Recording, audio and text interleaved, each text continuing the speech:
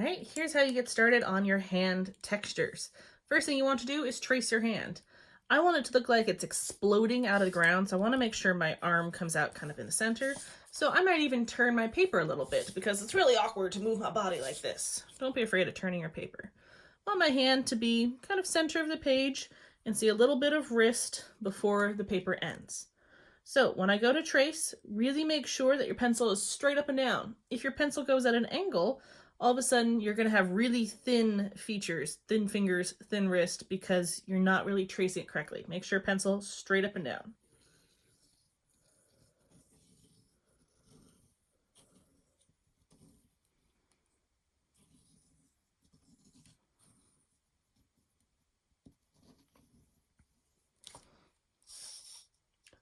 All right, once I've traced it, next step is obviously go back, clean any lines. See, I didn't quite get far enough there, so I'll just fix up any lines I need to, get rid of any bumps that shouldn't be there.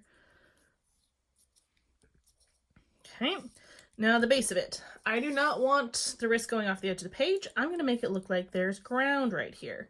So what I want to do is I want to start, I could go with a basic oval, but that's kind of boring. Let's make it look like it's really breaking out of the ground. What I would do is I would start by giving myself a very light oval first. This is just going to be our little guideline. See how it wraps around? If I drew the whole oval, it would go through the body like that, but we don't want that side because that's behind the arm. Now, I want to make it jagged. I want to make it random. So I will come up and make some more extreme pieces, kind of following along that shape, and I'll have lines that extend out. And they'll kind of wrap and balance into each other. Maybe some will be really short, maybe some will be really big. Okay, then I'll erase out my original little oval lines, because those were just there to help me guide where to make my cracked earth. And I'll make sure my arm goes down into the hole. Okay. From here, I would add a little bit of shading. So if I can see into the hole completely, I would want to make that super dark.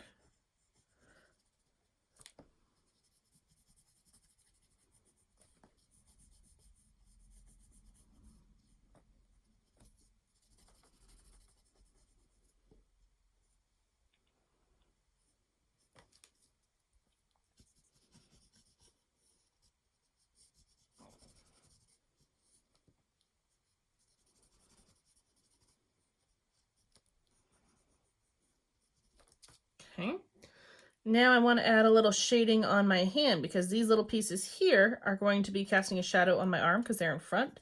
So very lightly, I'm going to put a little bit of gray around that outer edge and I'll smudge them out. That way they'll really look like they're in front of my arm. Okay, light and smudge. Good. Then I could add any extra little cracks and crevices, maybe some break off smaller, might kind of darken up my lines a little bit.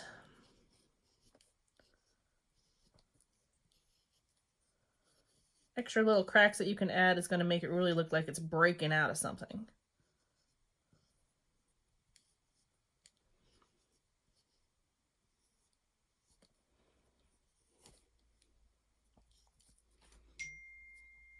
See, there we go. Now it looks like it's breaking out of the ground. Next up, we want to think about our textures for each finger. Now, I'm not going to show you what specific textures to do for each one because that is your choice. You can do one of the ones I showed you, or you're welcome to come up with your own. Just know that smooth is not really an option. You have to really push yourself and do something a bit more interesting. But some tricks that I would advise doing is very lightly to draw contour lines around the fingers. So think like if I was to draw a ring on this finger, I wouldn't go straight across. I would have it be a slightly curved line, right?